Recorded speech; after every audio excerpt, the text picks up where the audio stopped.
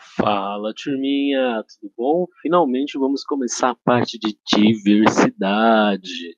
Eu então trouxe aqui uma plantinha que vocês dificilmente vão ver na vida de vocês, que é a Welwitschia.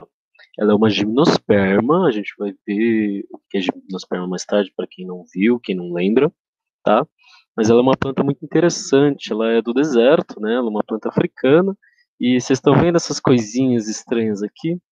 Essas coisinhas estranhas vão ser os locais, né, que vão produzir as sementes, né? Ela é uma gimnosperma, ela não produz fruto, ela produz diretamente as sementes, né? E são o que nós chamamos de estróbilos, né? Então são aí estruturas parecidas com as pinhas, tá? Mas bom, é uma planta bem estranha, ela é bem diferente, então, enfim, acaba sendo uma outra coisa, né? A gente faz uma abstração ali e tá tudo certo, tá bom? Então, vamos começar. Ah, eu não sei se eu falei o nome. Welwitschia mirabilis. E vamos lá. Hoje nós vamos falar de ciclos de vida, evolução e diversidade das plantas. Eu falei isso aqui há muito tempo, mas continua sendo uma verdade, né? Botânica é um dos assuntos que as pessoas têm mais dificuldade, porque tipo, são plantas, né? E a gente não tem muita empatia por planta. E aí que a gente não entende um ser vivo que é muito diferente da gente, ele precisa de água, precisa de luz para viver só. Parece é uma grande. O bicho é o bicho, né? Mas aquele ser vivo é tipo um grande parasol que está se alimentando de luz, né?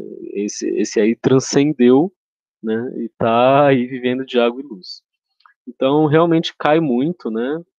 E é bom vocês darem uma atenção especial para essa matéria, tá?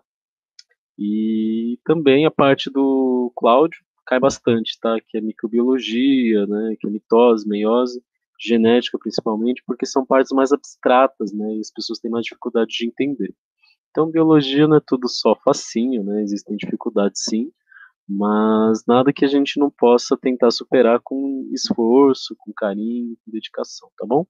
Então vamos lá que hoje nem é tanta coisa assim, né? Existem os ciclos de vida, né? Então cada ser vivo, né, ele vai corresponder a um desses três ciclos de vida, tá? E aí são três nomes: o ciclo aplonte, o diplonte e o aplonte-diplonte, tá? Então o que que é o aplonte? Aplo, né? Ciclo. Então o ciclo aplonte é quando a aplofase, né, que é a fase N, que é a fase que você só tem um indivíduo, né, ou um grupo de, enfim, você tem um indivíduo que ele tem apenas uma cópia, né? Então nós classificamos ele como N, como haploide, né? Então a haplofase é a parte maior do ciclo, tá bom? Quando a gente tem o diplonte, você tem a diplofase como sendo a parte mais importante do ciclo e, portanto, mais longa, tá? Então, aplonte, aplofase longa, diplonte, diplofase longa, tá? E aí nós temos o aplonte-diplonte, né? Que a aplofase e a diplofase, elas dividem aí tempos muito similares, tá bom? Então, aplonte, diplonte e aplonte-diplonte, ou aplodiplonte, tá bom?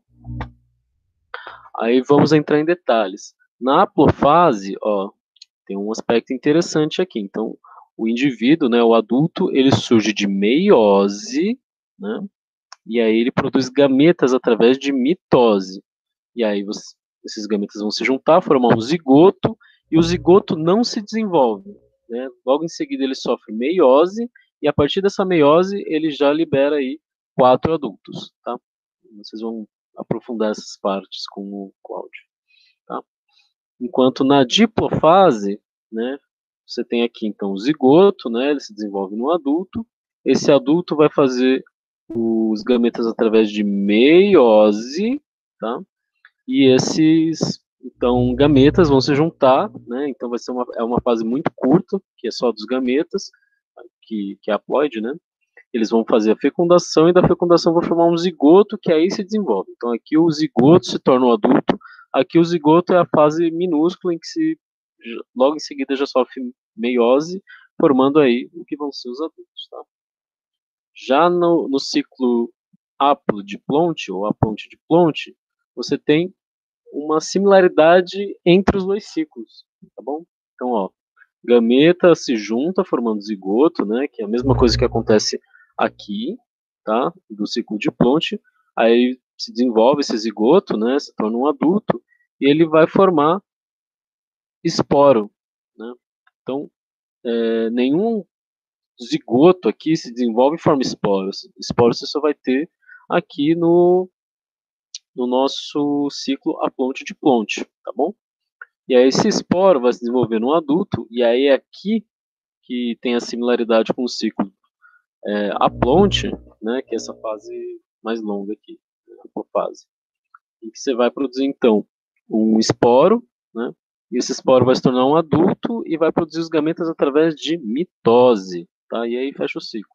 Então, o ciclo aplonte-diplonte, ele é meio que uma mistura do ciclo diplonte, uma mistura do ciclo aplonte, tá bom?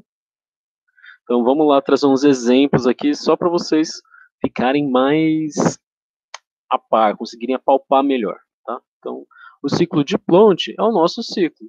Você tem um zigoto, né? Esse zigoto se desenvolve, se torna um adulto e através de meiose produz os gametas, né? Espermatozoide e óvulo aí respectivamente, como masculino e feminino, e eles se juntam formando o zigoto e aí fechando o ciclo, né? Então, nada de absurdo, né? Agora, esse ciclo é mais raro de vocês verem, é muito mais comum em micro-organismos, em algas, que é o ciclo aplonte. Então, ó, temos aqui um zigoto, né? Esse zigoto, logo em seguida, ele insista se e produz 4 indivíduos, ó. 1, 2, 3, 4. Né? Aí a gente acompanha a história de um desses indivíduos, e esse indivíduo aqui, ao invés de produzir um gameta por mitose, ele próprio se torna o gameta. Acontece também, mas ele também pode produzir gametas através de mitose, tá?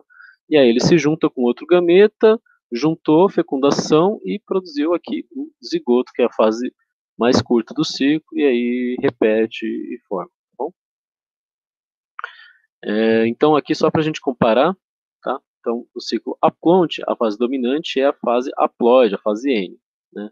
A geração de gametas através da mitose. Após o zigoto, você tem a formação de esporos, né? E existe aí um adulto haploide, tá? O adulto é haploide.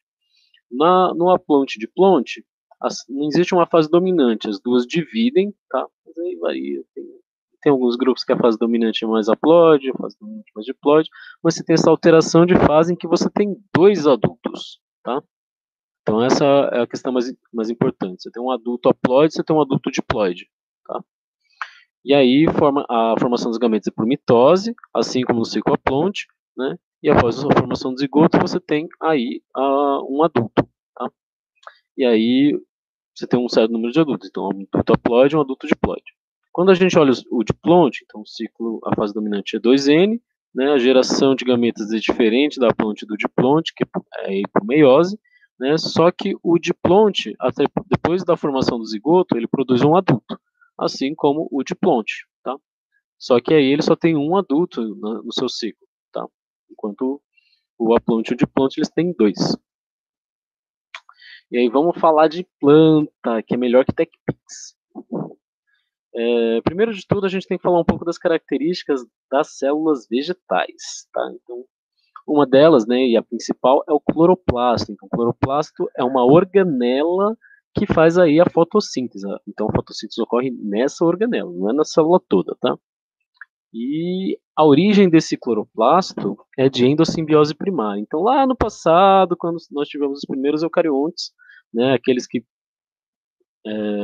fagocitaram as primeiras mitocôndrias, né? Então, logo no começo, né, esses eucariotos, eles já estavam ali se alimentando de algas, né, de cianobactérias e tal. E aí, um belo dia, um desses eucariotos se alimentou de uma cianobactéria e não digeriu, né? E aí, a gente não tem muito bem a história, sabe muito bem como aconteceu, né? Nós temos hipóteses, né? Tentamos entender a maior probabilidade, mas enfim, né? Ele adentrou, né? Essa cianobactéria entrou no corpo desse eucarioto, e esse eucarioto aí começou a fazer fotossíntese, trocar Então, a cianobactéria fornecia nutrientes, né, e ele alimentava a cianobactéria em troca, né, e com o tempo essa relação foi mudando, né, enfim. E aí tem a clorofila, né, que está no cloroplasto, tem parede celular, então depois da membrana, você tem aí uma parede celular de celulose, né, ela aí segura a célula, serve de proteção e também, né, dá forma para a célula, tá? Outra característica muito importante da célula vegetal é o vacúolo gigante. Isso daqui é um vacúolo, tá? Mas esse vacúolo, ele tá pequeno, tá bom? Então, o vacúolo nas células vegetais, ele é tão grande que quando você olha no microscópio, você só vê vacúolo. Você acha que você está vendo a célula, mas na verdade você está vendo só vacúolo. Então, tudo isso aqui, todas essas organelas, elas ficam jogadas para a borda da célula. E aí no centro você tem um vacúolo gigantesco, tá bom? O material de reserva é o amido, tá? Então, amido de milho, tenta lembrar dessas coisas. O material de reserva típico das plantas, das células vegetais, é o amido, né? E por fim nós temos o dictiossomo. É raro aparecer esse termo, mas o dictiossomo nada mais é do que o complexo de Golgi, só que ao invés de formar esses sacos aqui, ele está separado por toda a célula, exatamente porque tem um vacúolo gigante no meio da célula, e se você for esperar produzir num canto da célula para levar para o outro, demora mais. Então você tem um complexo de Golgi espalhado pela célula. Faz todo sentido, né? E aí chamavam de dictiossomo. Então são as provas mais que querem fazer pegadinha, ver o quanto você estudou, que perguntam esse tipo de coisa, mas em geral é raro cair, tá bom? E aí vamos lá, a conquista do ambiente terrestre. Então, as plantas, elas tiveram algumas vantagens, né? Existia uma pressão seletiva para que as plantas aí dominassem a terra, né? Saíssem da água e fossem para a terra. Na verdade, se tornassem as plantas, né? Porque na água os ancestrais dela eram as algas, tá? Então, um deles são os predadores, né? Então, a vida era essencialmente aquática no passado e os predadores também. Então, ao conquistar a terra, você também diminui a quantidade de predadores que você tem, ou você fica com nenhum. E isso é extremamente vantajoso para essas plantas, né? Para esses seres no início da colonização da Terra, tá? Existe uma menor competição. Você está na água, você está competindo com outros tipos de algas, com vários seres vivos. Então, quando você vai para a Terra e não tem ninguém lá, você tem luz para você tem nutrientes só para você. Então, é um lugar completamente novo e por isso foi extremamente vantajoso. A luz, mesma coisa. A luz é muito presente ali, né? Então, entra mais luz na Terra do que na água. A água, a primeira coisa que ela faz é refletir. Depois que ela refletiu, ela ainda filtra a luz. Então a qualidade é menor, né? Aí, por fim, né, tem as dificuldades. Então, a maior dificuldade de você sair da água é a própria água, tá? Então se torna um ambiente muito seco, tá bom? E vamos lá. Então, mostrando aí o reino plante, temos as algas, só que as algas, elas, muitas vezes a gente fala delas no lato sensu, né? Então temos aí é, as algas verdes, as algas vermelhas, as algas marrons, os dinoflagelados e as diatomáceas, que são plantas de grupos completamente diferentes, um mais distante que o outro, né? Lógico, as verdes e as vermelhas estão uma do lado da outra, mas o resto está tudo longe, tá? Não são nem parentes próximos, e a gente chama tudo de alga do mesmo jeito. Então, por isso, estou falando de alga latossenso, tá? Mas aqui importa para a gente as algas verdes, então elas estão ali, são os parentes mais próximos das plantas terrestres, e elas têm essa grande diversidade de formas, né? Então elas parecem umas folhas, elas podem parecer uns talos, elas podem parecer uns filamentos, elas inclusive podem ser unicelulares, então elas têm uma diversidade muito grande, tá? Elas são essencialmente aquáticas, tá? Elas podem ser marinhas ou de água doce, elas têm tecidos muito simples quando elas são multicelulares, então infelizmente não trouxe foto porque eu não tenho tempo para mostrar mais para vocês.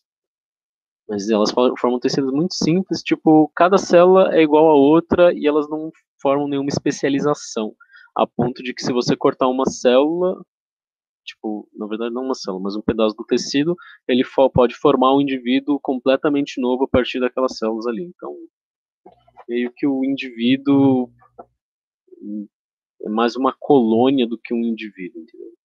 apesar de ter uma forma, uma comunicação. Enfim, aí existe uma grande diversidade de formas, acabei de mostrar, existe uma diversidade de ciclo de vida, né? Você tem os 3 ciclos presentes, ciclo aplonte, diplonte e aplonte, diplonte, né? Então, as algas verdes são um absurdo, tá? Existe uma importância econômica, tá? Então, um deles é o agar. O agar é uma substância extraída aí principalmente de algas vermelhas, mas eu trouxe mais pela importância das algas lato sensu, né? Que é muito utilizado em muitas coisas, de doces, de sorvete tem muito agar, né? O agar ele é uma gelatina que ela fica dura à temperatura ambiente. Inclusive estava brincando com agar esses dias para produzir uma geleia, né? É que vocês não conseguem ver aqui porque, mas uma geleia para cultivar fungo, né? Não sei se vocês sabem, mas eu mexo com funguinhos também, alimentícios, tá? Aí, por fim, as algas também são usadas na alimentação, então vocês já comeram alga, ou não, tá? Mas se vocês comeram sorvete, vocês comeram alga porque se extrai agar delas, né? Tem gente que aí já comeu comida japonesa, né? Aquela folhinha que cobre o sushi, né? O temaki, aquilo ali é uma alga também. Que é a nori, a mesma da que se extrai o agar, tá? São extraídos compostos também de aí nutrientes, né? E também antibióticos. Elas são muito interessantes no aquarismo e no aquapaisagismo também, tá? E aí, o que, que eu trago para vocês? Então, aqui temos um esporófito e um gametófito. Você lembra que eu falei que tinha a fase haploide e a fase diploide? O esporófito é a fase diploide e o gametófito é a fase haploide, a fase N, tá? Aí aqui, ó, deixa eu mostrar uma coisa para vocês. Os gametófitos são as plantas que produzem os gametas. Então, isso aqui, ó, tá? São gametas. E aí esses gametas se juntam, formam um zigoto, o zigoto forma um adulto. Se lembra do que eu estava falando? Forma um adulto aqui, né? Que nós chamamos de esporófito. Por quê? Porque ele vai produzir esporos, né? Que são esses aqui, através de meiose. Esses esporos vão se desenvolver e formar adultos, aí um masculino e um feminino. Tá? Então, esse é o ciclo aplonte-diplonte das algas. Tá? E aí, vamos falar agora de planta a planta. Então, essas daqui são as briófitas. Brio quer dizer embrião, fito quer dizer planta. Então, são as plantas que têm embrião, tá? Então, o embrião surge com as briófitas, tá? Então, eu trouxe aqui alguns exemplos de briófitas. Geralmente a gente fala muito do musgo, né? Que tem aqui o gametófito, que parece uma arvorezinha, e depois você tem o esporófito, que libera esporo por aí.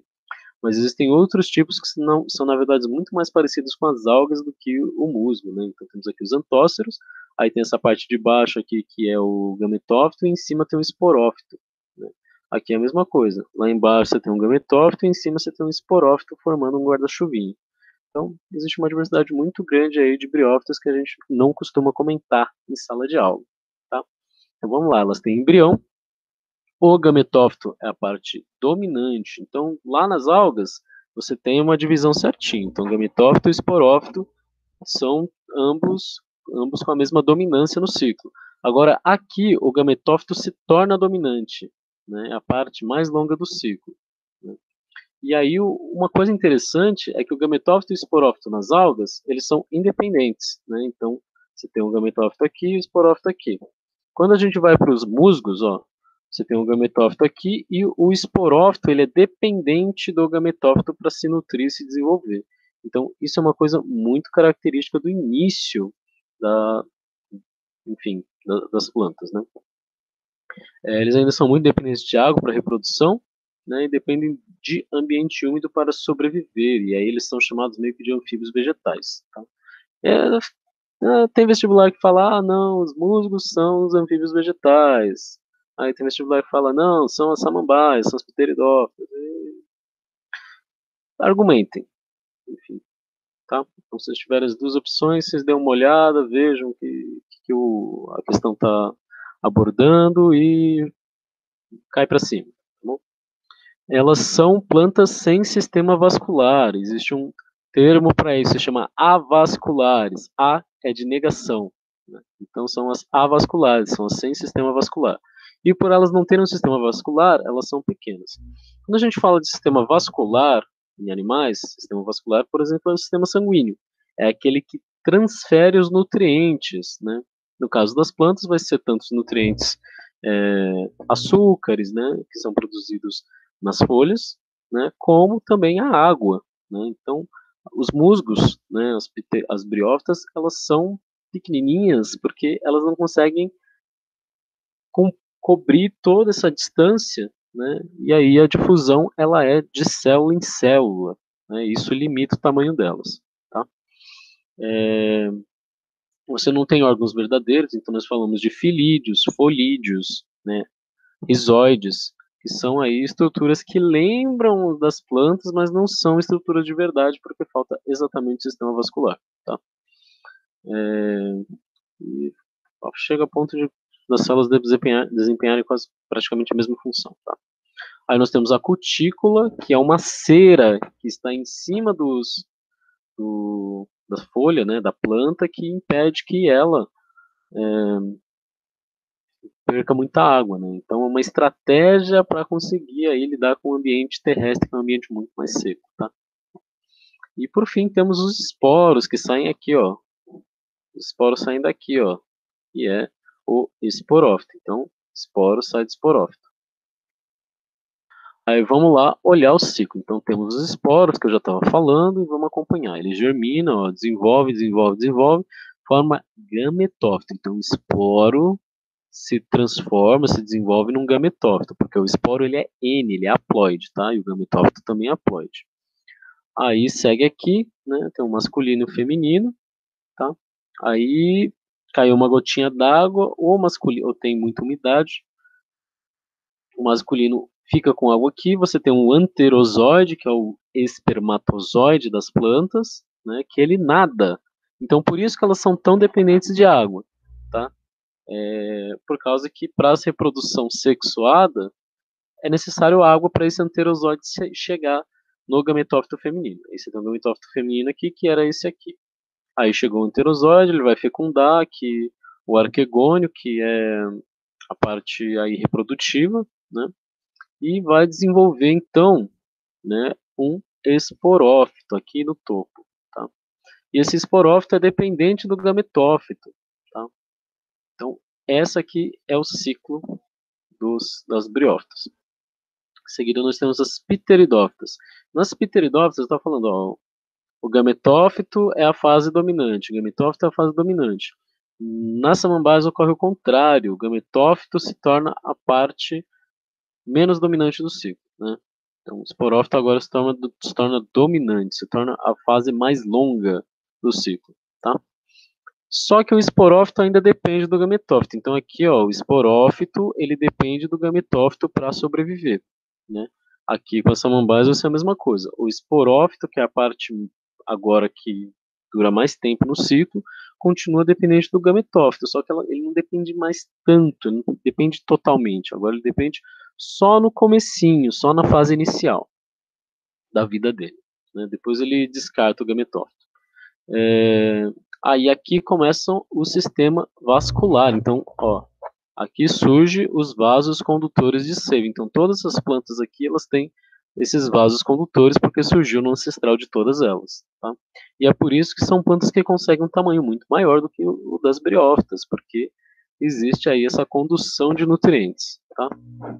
Uma outra característica típica das samambaias são os soros, são locais específicos na folha, né? Então, quando você vai olhar a folha de uma samambaia, às vezes você olha embaixo e tem o quê? Tem uns pontinhos pretos, né? São esses pontinhos pretos que são soros. E eles estão lotados de esporangios, porque a samambaia é um esporófito. E os esporangios, anjo significa urna. Então, esporangio é a urna dos esporos. Então, o esporangio é aonde estão os esporos, ele guarda os esporos, né? Então, o esporófito vai produzir esporângios, dos quais estão com os esporos que são típicos dos esporófitos, são as plantas que produzem os esporos, tá? E por fim, surgem os órgãos verdadeiros, né? Então, como eu já tinha dito, o órgão verdadeiro ele surge apenas quando temos os vasos condutores, né? Então, folha, caule e raiz surge a partir daqui. Então todas essas plantas têm folha, caule e raiz. Não vem me errar isso depois, tá? Aí deixa eu trazer aqui para vocês então. Eu trouxe aqui um antócero, né, que é uma briófita, e ó, ele parece uma folhinha que está jogada no chão. Então tudo isso aqui é gametófito, tá? Aí você tem os esporófitos aqui, que são os guarda-chuvinhos se levantando, né? Esse aqui também é um esporófito, tá? E aqui você tem uma samambaia, e olha, isso aqui é um gametófito, essa folhinha aqui também, ó. Essa folhinha que está acoplada no chão, né? Ela que é o gametófito, assim como você tem aqui nos antóceros, né? Que são na verdade isso aqui não é um antócero, uma hepática, não importa, né? Isso aqui é uma briófita, né? Então é muito similar, só que o gametófito não, o esporófito, que é a plantinha que está se desenvolvendo daqui, ele não vai simplesmente crescer um pouquinho, soltar os esporos e morrer, né? Ele agora vai se tornar a fase dominante, então ele vai se desenvolver, se tornar uma planta grande, à medida que ele se torna mais independente, o gametófito se torna menos importante, tá? Esses gametófitos de samambaia costumam ser bissexuais, né? Eles produzem tanto masculino quanto feminino. Já dos musgos, ou é masculino ou é feminino, tá bom? Aí aqui são alguns outros exemplos. Então, elas conseguem ser tão grandes a ponto de serem maiores do que eu. Esse daqui é um exemplo de xaxim. Uma foto que eu tirei quando eu fui para Gramado, há muito tempo atrás, tá? E esses daqui são os trevos, falsos trevos, né? Que é a marsileia, que apesar dessa cara de trevo, de angiosperma, ela é uma samambaia, né? Vocês nunca vão chutar, né? Enfim, aí vamos lá, o ciclo de vida das pteridófitas. Você tem um protalo, que nada mais é do que o gametófito, só que ele é tanto masculino quanto feminino, né? Então, olha aqui, no mesmo indivíduo você tem feminino, osfera, e masculino, anterídeo, né? Aí a osfera é o gameta feminino e anterozoide é o gameta masculino. Ocorre fecundação, formou um zigoto, o zigoto 2N, e esse zigoto 2N vai se tornar aí um esporófito, tá? Aí aqui embaixo você tem um gametófito. Então, o esporófito desenvolve do gametófito, né? Ele é dependente, mas apenas nas fases iniciais. Depois ele se desenvolve numa samambaia adulta, né? Muito bem aí independente, tá? Conquistou a vida no meio da mata, e ele vai aí produzir os esporângios, que são as urnas dos esporos, né? E esses esporos são gerados através de meiose. Então, até aqui vocês têm que lembrar, esporo surge através de meiose feita pelo esporófito, tá? Enquanto os gametas, né, tanto o pterozoide quanto o osfera, são produzidos por mitose, através do protalo ou gametófito. Tá bom? E aí a gente segue o esporo, ele germina, desenvolve e forma um gametófito, tá? Então, o gametófito adulto está aqui, o esporófito adulto está aqui. O esporófito gera esporângio, né, gera esporo através de meiose, o gametófito gera gametas, né, osfera e anterozoide, através de mitose. Nas pteridófitas, esporófito é a fase dominante, né, enquanto o gametófito é a fase menos dominante. Quando a gente vai para briófita, é o contrário. Né? O gametófito é a fase dominante, o esporófito é a fase mais curtinha. Tá? Mas de resto é a mesma coisa. Esporo produz gametófito, né? E depois de fecundar aqui, zigoto desenvolve no esporófito. Nossa, foi muita coisa. Tá? Então a gente vê que aqui, ó, era igual, né? Tanto gametófito quanto esporófito tinham a mesma importância no ciclo. Depois, esporófito, né? Gametófito, na verdade, tem uma importância maior. Depois, gametófito vai diminuindo de importância, né? O esporófito começa a ganhar importância. E agora vamos para as outras plantas vasculares, que são as plantas grandes agora. Tá? Então vamos lá. Essa daqui são as gimnospermas. Tá? Então, gimno quer dizer nua, esperma quer dizer semente. Então, são as plantas com as sementes nuas. Elas simplesmente dão as sementes por aí. Tá? Então, a principal característica que acontece aqui são as sementes. Né? Então, a semente, ela tem várias importâncias. Ela é uma estrutura de proteção, né? Você não simplesmente sai comendo semente por aí. Algumas você até come, mas você geralmente tem que ter um trabalhinho, você tem que quebrar ali para poder se alimentar. Tá? Em seguida, ela armazena alimento, né? Então, a semente, ela tem as reservas nutritivas, que vão ser super importantes para o desenvolvimento do embrião. Existe uma vantagem competitiva, exatamente por causa desses dois aspectos, né, estrutura de proteção e essa armazenagem de alimento, e elas podem ficar dormentes, quer dizer, enquanto elas não estiverem com as condições necessárias, elas vão ficar ali dormindo, esperando um belo dia se germinar. Tá? E aí agora você tem a retenção do gametófito. Rolou uma coisa muito louca aí, né, nessa brincadeira de um é dependente do outro, que o esporófito, o gametófito segurava o esporófito, certo? Em algum momento aconteceu o contrário. O esporófito começou a segurar o gametófito, né? E aí agora, né, o gametófito é dependente do esporófito para poder sobreviver. Só que isso foi importante para que acontecesse uma coisa, que se conquistasse a independência da água, porque agora que o esporófito, que é uma planta grande, consegue buscar água lá embaixo, ele vai fazer o quê? Ele vai conseguir dar a independência da água que o gametófito precisava. Então, o gametófito agora, né, ele não vai precisar da umidade do ambiente, a umidade está na planta grande da qual ele é dependente. Né? E aí, surgiu também o tubo polínico, né? Então surgiu o pólen. Então, o pólen, ele é enviado, né? No caso das gimnospermas, é, ele chega através do vento, né? E quando ele chega na parte feminina, né? Ele desenvolve um tubo polínico. Nada mais é do que um tubo, literalmente, que entra ali no,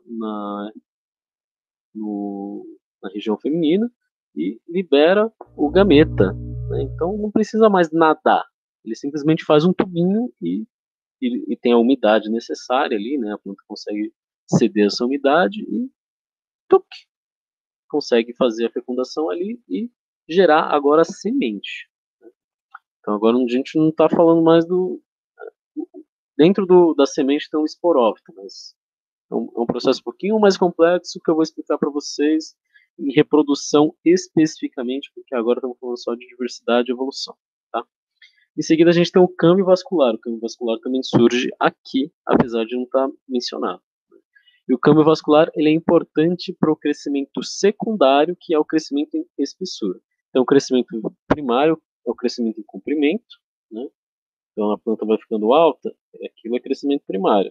Crescimento secundário é quando ela vai engrossando, né? Vai formando aí madeira, né? Então, as gimnospermas são aí já árvores, né? Você tem as samambaias, que eram coisinhas bem pequenas, né? Comparado com uma árvore.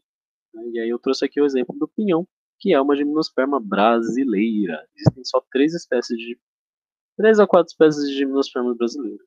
Tá? E a araucária é uma delas, inclusive está em extinção. Esse daqui é o pinhão.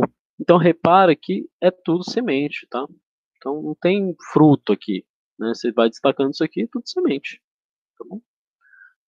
E por fim nós temos as flores, as angiospermas. Anjo quer dizer urna, esperma quer dizer semente. Então gimnosperma é semente nua, angiosperma é semente na urna, semente protegida, tá? Então surge aqui as flores, né? Então, com a gimnosperma você tem os estróbilos, que são essas coisas horrendas aqui. Inclusive tem um estróbilozinho aqui de pinos. Olha só isso aqui. Então, eles são umas estruturas. Nossa, será que eu consigo sementinha? Sementinha de pinos é legal. Mas enfim, você tem essas estruturas que elas são. Achei.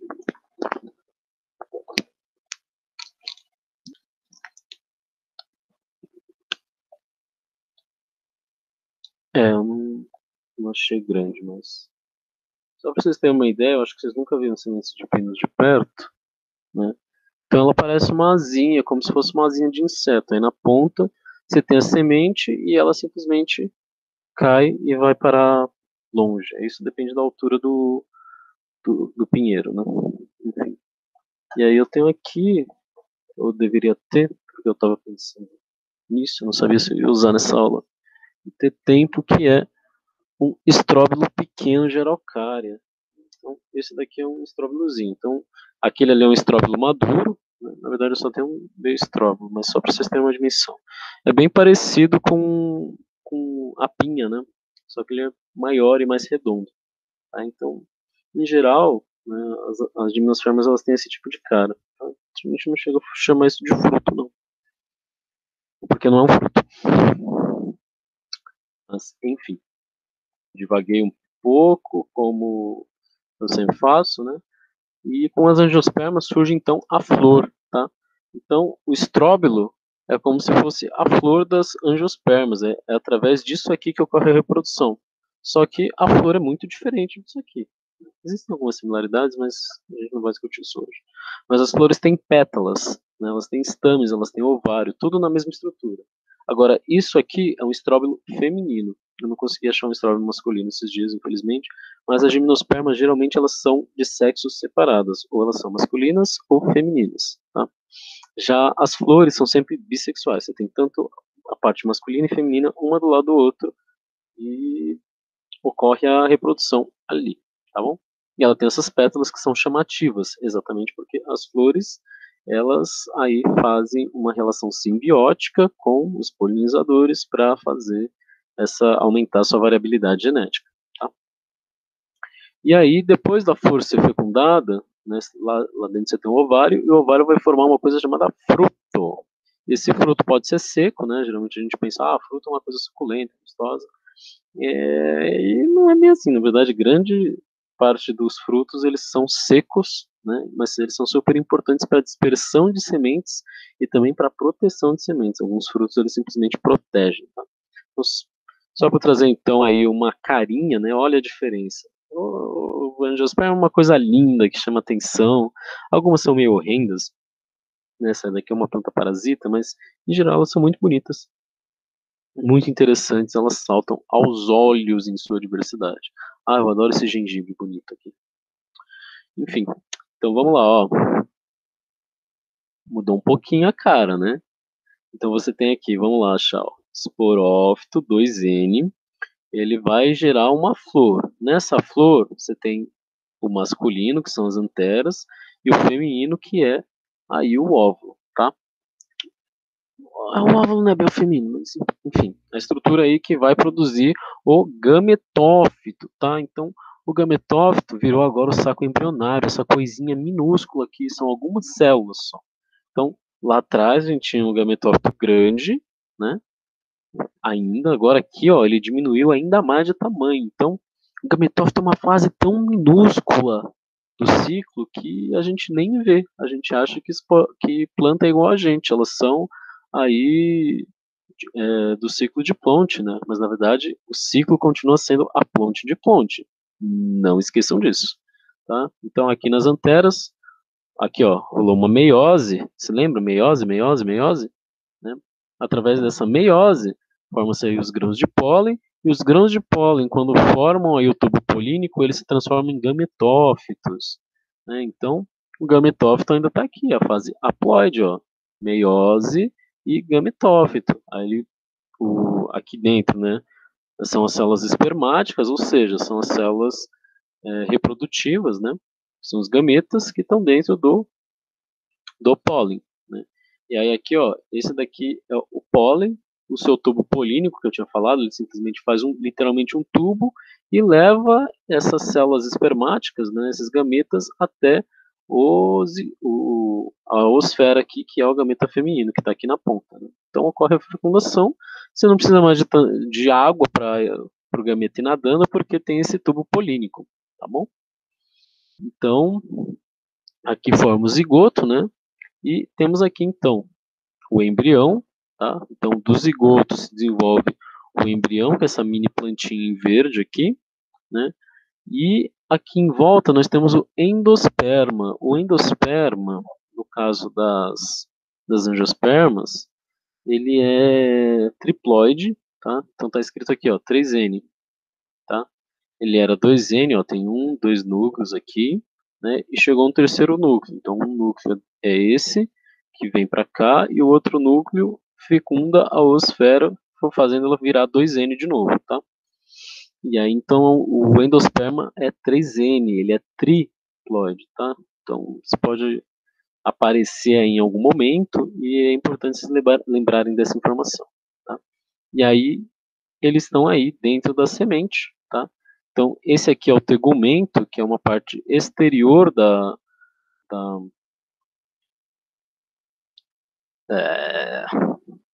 porque tudo isso daqui forma o óvulo, tá? Então, esse daqui é o gametófito, é uma parte exterior ao gametófito que envolve ele, protege ele, tá? E aí, isso daqui vira aí a casca da semente, tá? Então, vira tudo isso aqui, são duas camadas, né? Uma camada rosa e uma camada laranja, tá? E aí tudo isso daqui está dentro de um fruto, que é do ovário. Aí a gente vai trabalhar isso na próxima aula, porque realmente já virou muita coisa, né? Enfim.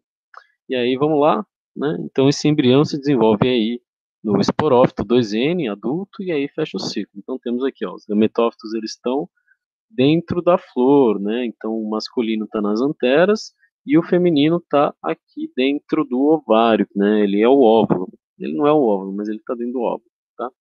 Então, nas angiospermas ocorreu uma redução gigantesca do ciclo. Acho que eu tenho imagens.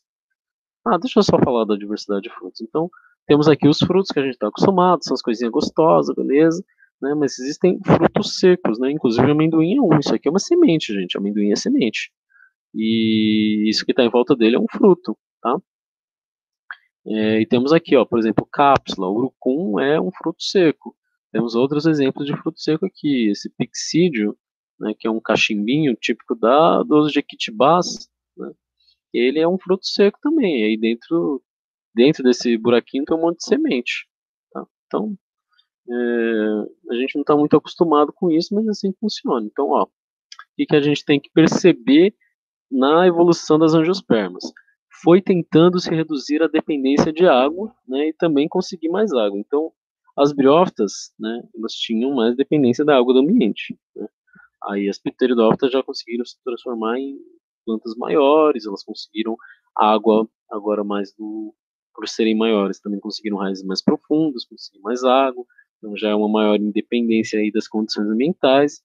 Aí as gimnospermas já se tornaram gigantes, né, e logicamente com raízes ainda mais profundas, conseguindo aí mais água, né, também desenvolvendo aí outras estratégias, então algumas plantas são mais resistentes à seca do que outras, aí fechando eu vou falar isso com vocês depois, mas fechando o estômago, né, e as angiospermas adquiriram as mesmas características das coníferas, nesse quesito aí de tamanho, tá? Mas existem algumas outras especificidades, e uma delas é também a independência na reprodução da água, a independência da água na reprodução, tá?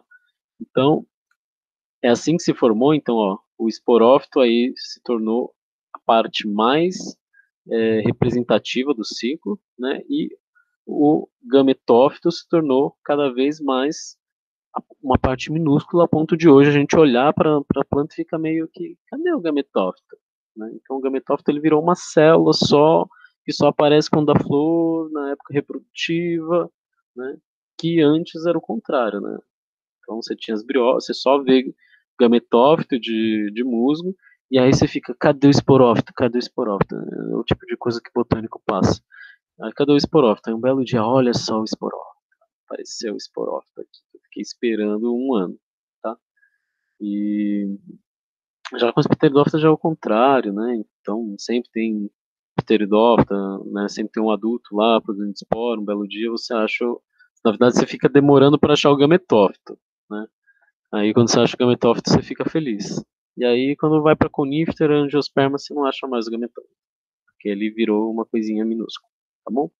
Então, essa foi a nossa aula de hoje, gente. Uma boa semana. Eu vou dar umas cortadinhas e bons estudos. Tchau, tchau.